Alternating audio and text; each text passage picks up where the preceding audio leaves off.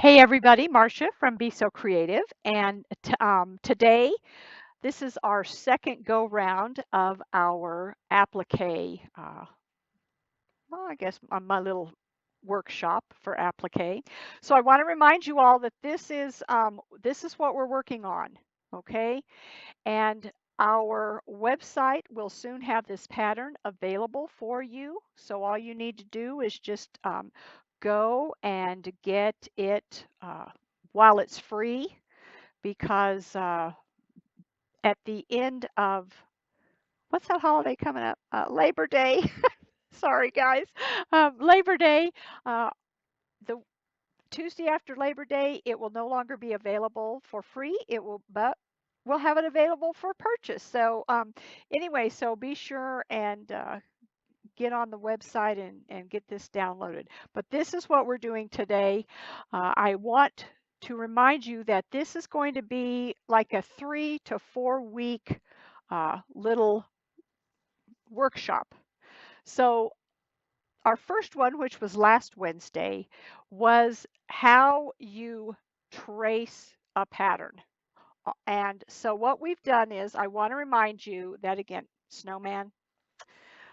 What we're doing is last Wednesday, I showed you how to use the heat and bond light material. Now, if you will remember, I'm gonna turn this around just a little, just a piece of it, and I want to show you that what heat and bond is on one side is the paper. Okay, so when you look at that, you can see that it's just plain Jane white. But when we come over here to this one, do you see how shiny it is?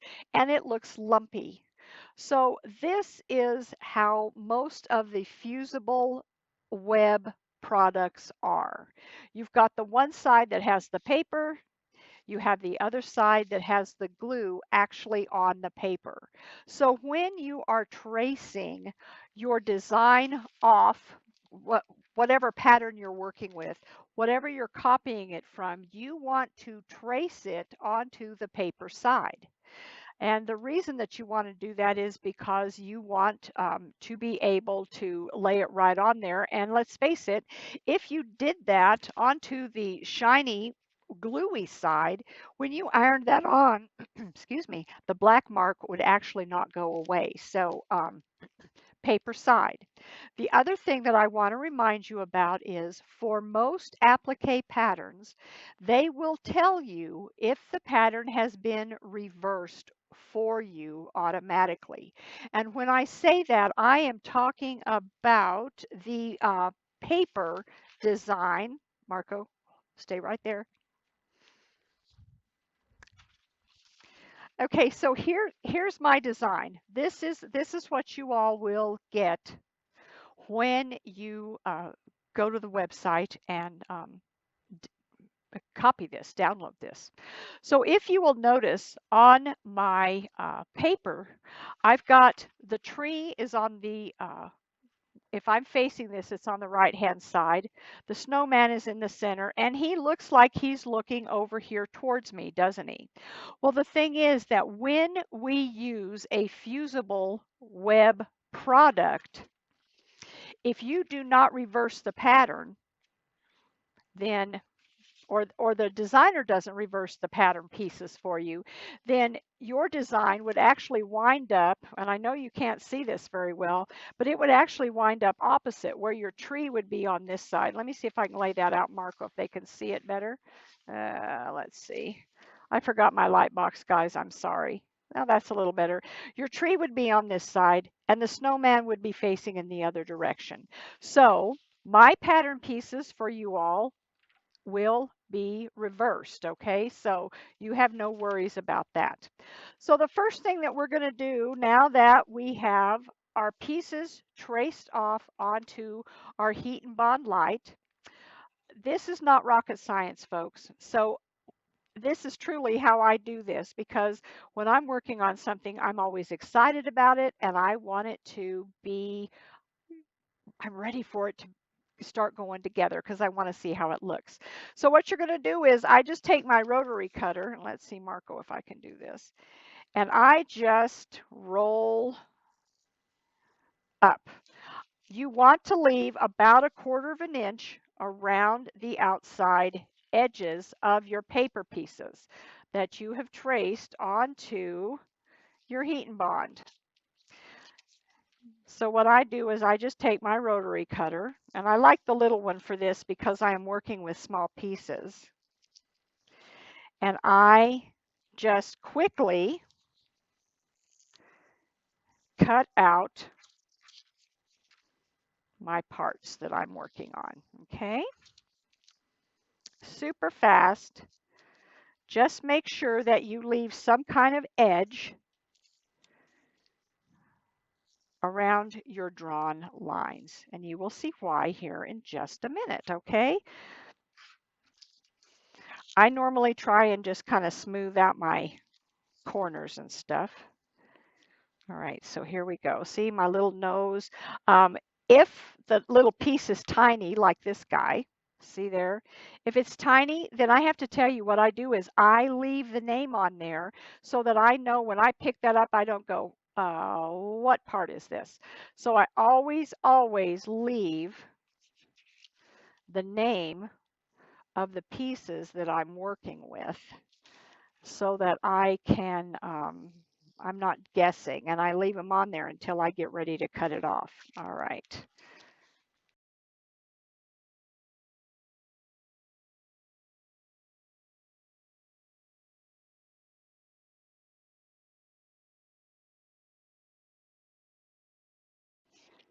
All right. Now, here's the deal. I'm going to tell you all I save these kind of pieces. And the reason that I do is because, and truthfully, I would save this. Anything that I know somewhere along the line I can use this later, then I want to make sure that I have a piece of that instead of having to cut a great big giant piece and do a little tiny thing. So all of these little bits, they get set aside.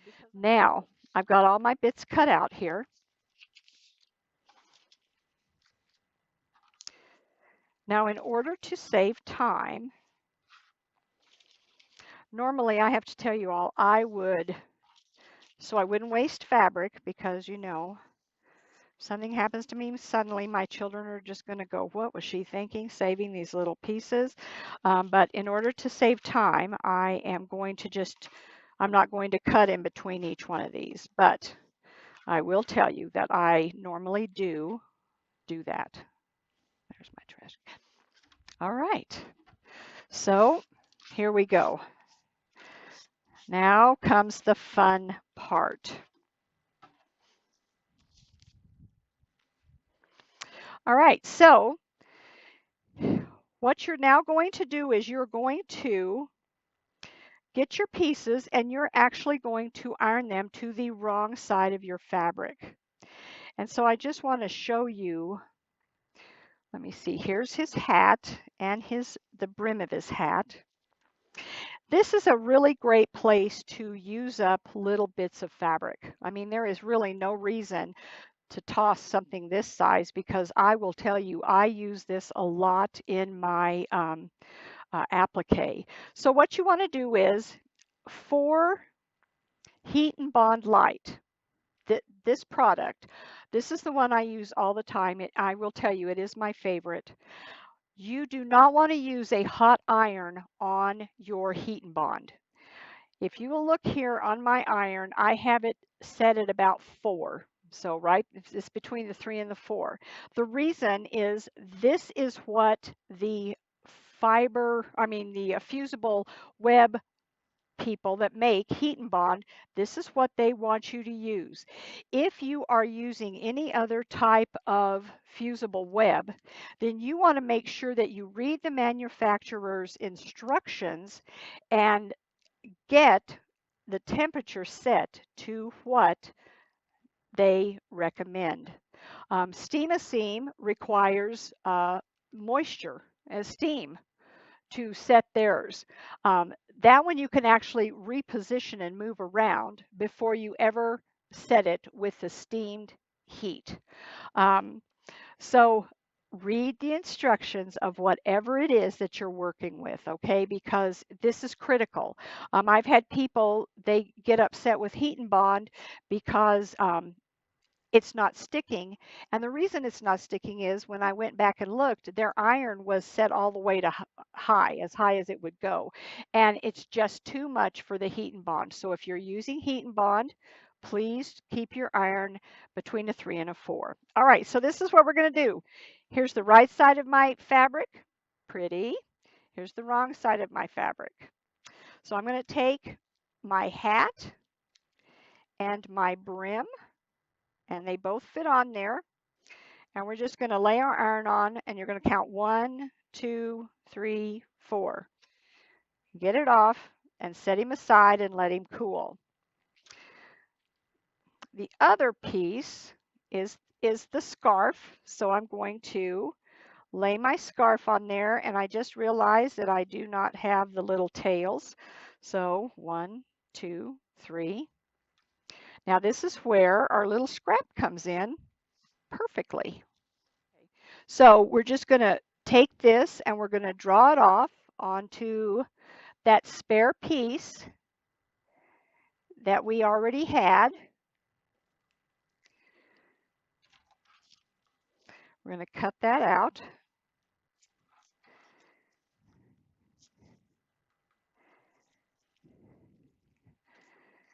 And the reason I'm cutting this away is because my little piece of fabric is small, and I don't want to get the fusible web onto my wool cutting mat. All right, so let's see here. Marco, are you able to see that?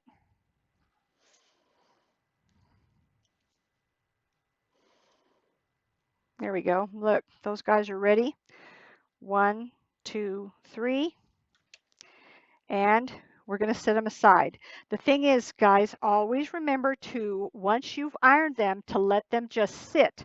And the reason that you want to do that is because if you start messing with them while the glue is trying to cool, then you can undo what you've just done. So hit it with the iron, count to 3 or 4, set it and move it gently aside and just let it sit there until it's cool.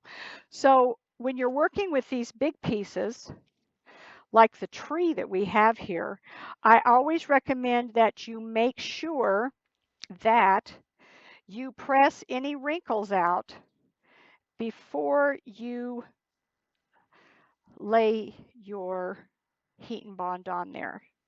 And the reason why you want to do that is because if there's like a fold or something in it, the applique piece will actually go on there and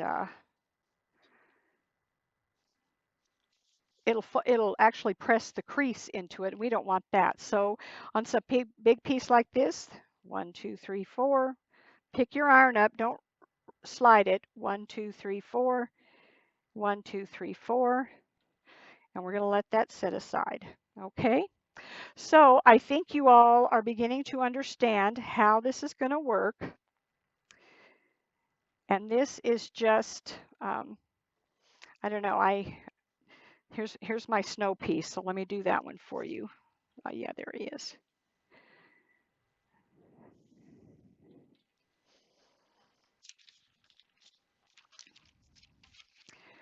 Okay, so see, he's too big for this one, so we need to go the other direction.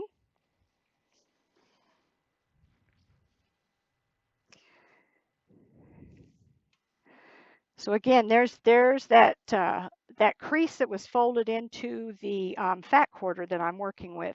So be sure and get all those wrinkles out of there because that is pretty important.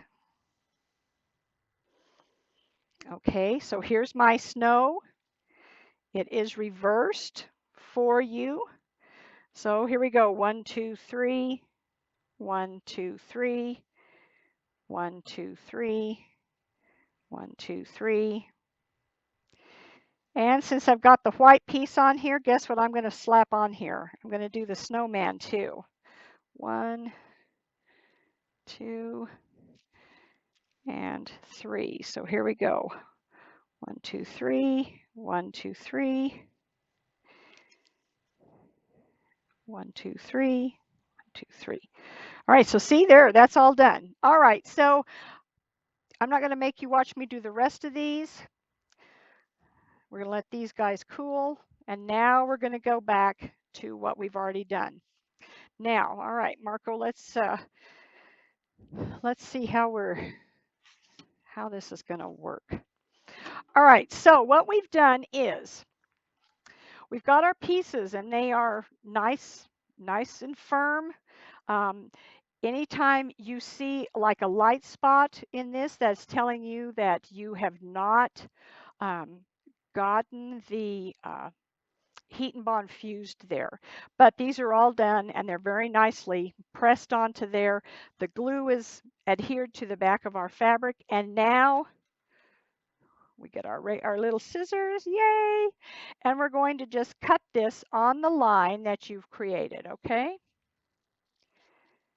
So, and I will not make you all watch me do this for very much, but I just want to show you how to get all of your pieces ready for next Wednesday's workshop so that you are ready to go when we get there. Okay, so there's the top of the hat and here's the brim. I realize that you all have probably been cutting stuff for a very long time, but I do want to show you that this to me is one of the things that I think is important. Instead of turning your scissors when you're cutting, turn what you're cutting, if that makes sense. So watch what I'm talking about here. All right, so as I am cutting with my scissors, I am actually moving, see how I'm moving the fabric and not my scissors. And the nice thing about that is that then you do not have any rough edges because the fabric is moving instead of the scissors. So as I go around this corner, see how I'm actually turning my fabric? And there's my brim. And as from last time, anything that has a hashtag, that means that that is going to be hidden by another piece of fabric. So see, here's our little hat.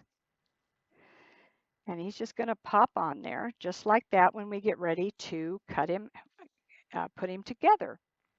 And let me show you one other thing. I will tell you that on something like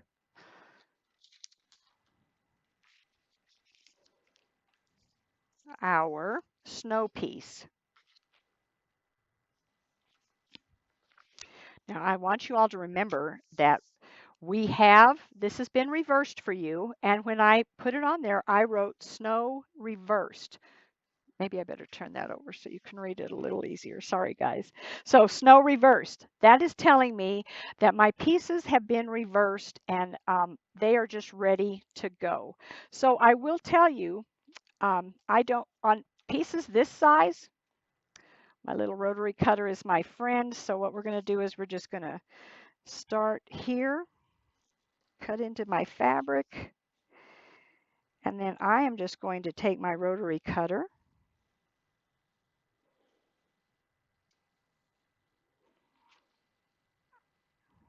and I'm going to be real honest with you guys. The only time I ever pick up a pair of scissors is when I am cutting applique pieces, because I love my rotary cutter and it is our friend.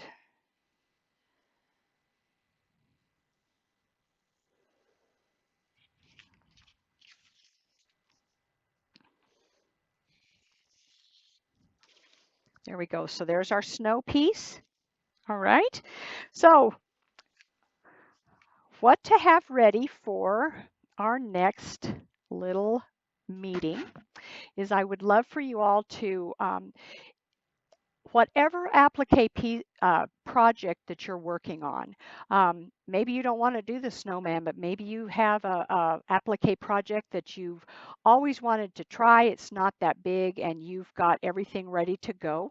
Well, follow along, get your pieces, get your heat and bond, get them drawn off, and get them ready so that next Wednesday, for our next Wednesday workshop, you will be ready to be with me as we put everything onto our fabric. And so next week is getting it adhered to our background. So be sure you have your background chosen and all that. And then the next week, I'm going to show you how to do the stitching. And then we'll see where we go from there. So anyway, so today, I hope that this made sense to you all. Heat and bond, draw on the paper, not on the shiny side. When you are trimming your pieces, be sure and leave about 1/4 of an inch. If it's a little bit less, that is fine, but do not cut on your lines before you adhere it to the back wrong side of your fabric, okay?